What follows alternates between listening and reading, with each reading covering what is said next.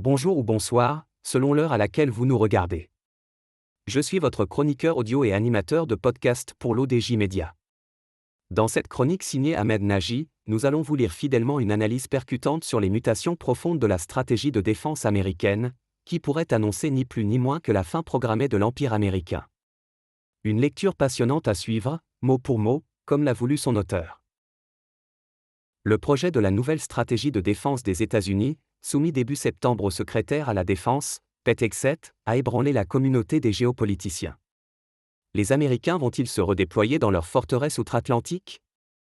C'est une remise en cause radicale de la stratégie de pivot vers l'Asie, initiée par l'administration de Barack Obama en 2010.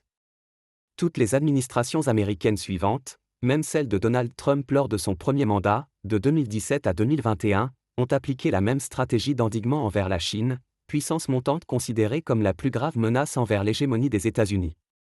L'auteur ajoute que cette rupture n'est pas simplement tactique, mais philosophique.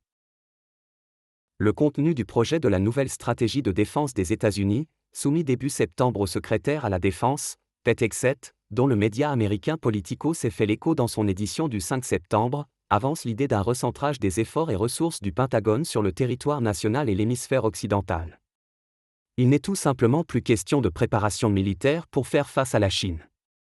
L'auteur pense que cette posture traduit un profond changement d'état d'esprit. Le serpent qui se mord la queue, maintenant que le président Trump a rebaptisé le département de la Défense, désormais celui de la guerre, l'effort est porté sur le déploiement de la garde nationale dans les villes américaines livrées à la criminalité de Washington et Los Angeles, pendant que les destroyers de la Navy et les F-35 de l'US Air Force vont affronter les trafiquants de drogue dans les Caraïbes. C'est moins risqué que de faire la guerre aux Houthis du Yémen. Ceci donne peut-être un sens à l'étrange décision de Donald Trump, le 6 août, de porter les droits de douane sur les produits de l'Inde exportés aux États-Unis à 50%, en raison de ses achats du pétrole russe, qui représente quelques 40% des importations indiennes. Inutile de rappeler que l'Inde est l'un des meilleurs alliés des États-Unis en Asie du Sud, un membre du Quad, Dialogue quadrilatéral pour la sécurité, un regroupement ouvertement anti-chinois dirigé par les États-Unis et composé de l'Australie, du Japon et de l'Inde. La réaction indienne ne s'est pas fait attendre. Le 1er septembre, le Premier ministre indien, Narendra Modi, a participé, aux côtés des présidents chinois et russes, Xi Jinping et Vladimir Poutine, au 25e sommet de l'Organisation de coopération de Shanghai, OCS, tenu à Tianjin, en Chine. Nul n'ignore les relations exécrables entre l'Inde et la Chine, que les Américains se démenaient, jusqu'à la gifle des droits de douane, pour les aggraver. L'art de coaliser ses ennemis contre soi alors, Trump sabote-t-il consciemment les relations des États-Unis avec certains ralliés, de manière à justifier un démantèlement de l'Empire américain, dont il est parfaitement conscient que Washington n'a plus les moyens d'entretenir, comme le prétendent ses plus fervents apologistes ? Ou serait-ce plus simplement l'aveuglante arrogance caractéristique des dernières cuvées des hommes politiques, géostratèges et médias américains, qui ont déjà péché en suscitant le conflit en Ukraine, avec la folle ambition de soumettre la Russie et la démembrer ? L'un des penseurs contemporains américains non infectés par l'idéologie des néoconservateurs, le politologue John Mercemer prônait, en 2014, dans la mise à jour d'un ouvrage, La tragédie de la politique des grandes puissances, publié la première fois en 2001, une coalition menée par les États-Unis et composée de la Russie, de l'Inde, Japon, de la Corée du Sud et du Vietnam afin d'endiguer la menace de la Chine, contre laquelle il prédisait qu'il finirait par y avoir un affrontement. Même Donald Trump semble l'avoir compris, comme il l'a clairement exprimé dans un message sur son réseau social, Social Truth, on dirait que nous avons perdu l'Inde et la Russie au profit de la Chine la plus profonde et la plus sombre. Qu'ils aient un avenir long et prospère ensemble. Président Donald J. Trump.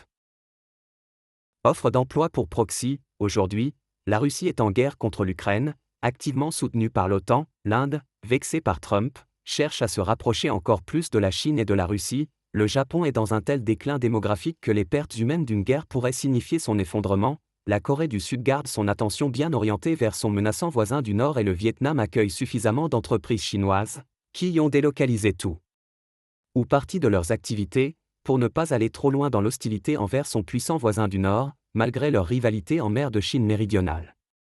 L'auteur conclut que cette bascule serait le symptôme d'un réalisme retrouvé.